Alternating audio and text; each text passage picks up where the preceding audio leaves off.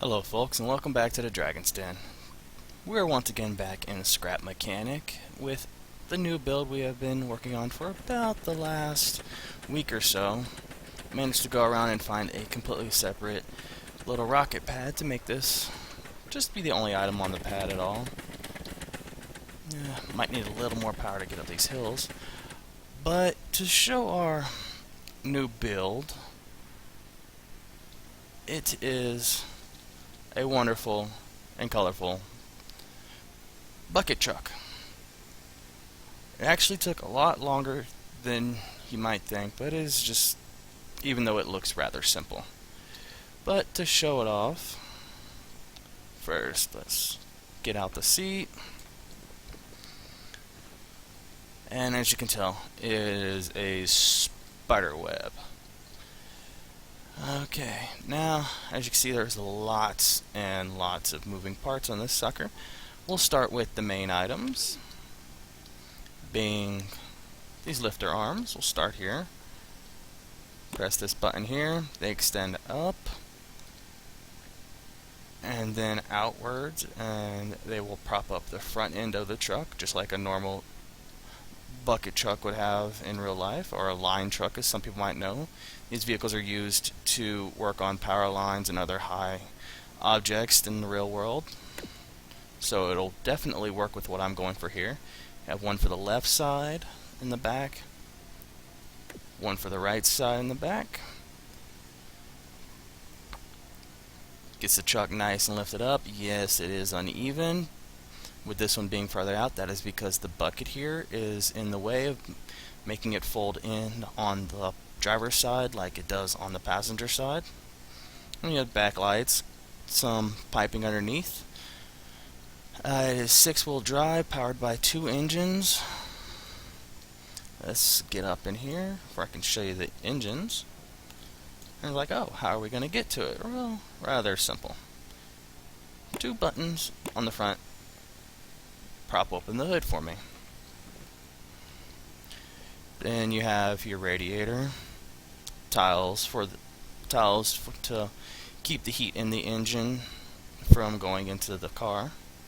It's 2 engines because 6 wheels. The engines can only hook up to 5 bearings, so it would have been uneven with just 1 engine. So you have the engine on the left powers the tires on the driver's side, and the engine on the right powers the passenger side tires. These need to be bumped up a little bit now that I've added weight to it. Right there should work. Oh, no wonder. That might be why it was underpowered. Let's try right there. Now that they're both powered correctly.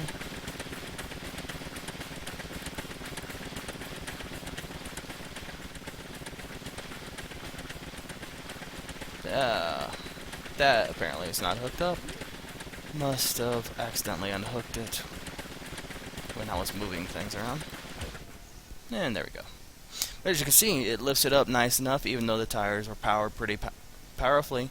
The vehicle did not move at all. It just stayed.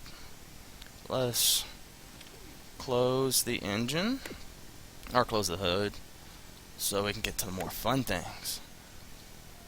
Yes. Doors open on both sides. There's a driver's seat and a passenger seat. What you can't see, but what this will reveal, or actually it doesn't even show it, is directly under here, under the platform, there are 4 shocks in one shock in each corner under the chair for both the driver and the passenger seat, so it's more of an air ride technology. Gotta have our back window of sorts. Just close this and move on. Controllers for the doors. The paint job is definitely a work in progress, but here is the whole main reason for this truck. Get in our bucket. Helps if we actually land in the bucket.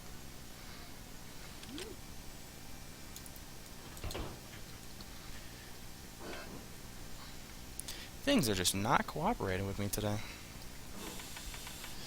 Okie dokie. On the lift, up we go. In the bucket, nice, perfect fit. And switch off of that. Then hit the button. A little bouncy, but up we go. It's nice. Pretty high, as you can see. Good distance from the base of the vehicle. The vehicle is nice, perfectly propped up. The reason I built this is because in my other video I showed a skylift which is at the other rocket site somewhere. As you can tell, in my world, the rocket sites are not near each other at all.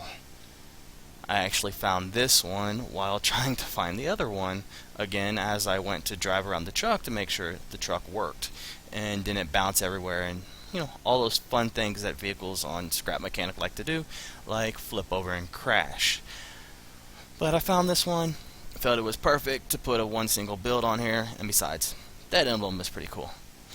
But we got this going, our bucket lift, so we can move around and build for objects. Say like we're building a pretty big house, instead of the scrap, instead of my scissor lift, which I'd have to pick up and move because the way the tires are designed on it, it just really wouldn't work as a vehicle to go, but it works as a stationary pick up and drop lifting object.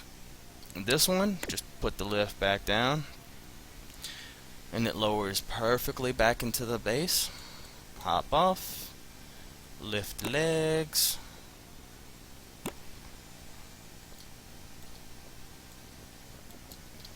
if I could actually run. Apparently I'm not good at running around. Lift the legs. Yes, put them on slower because it just seems better to have them go slow. It's more realistic because that's how they work in the real world.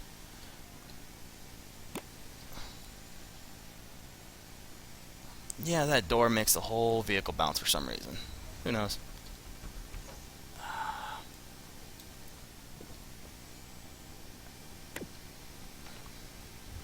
There we go, and see? Whoa. There we go. Plenty of power, as you can see. Shocks work wonderfully. Back out a little bit more so we can see it better. It's a little Tonka truck looking thing.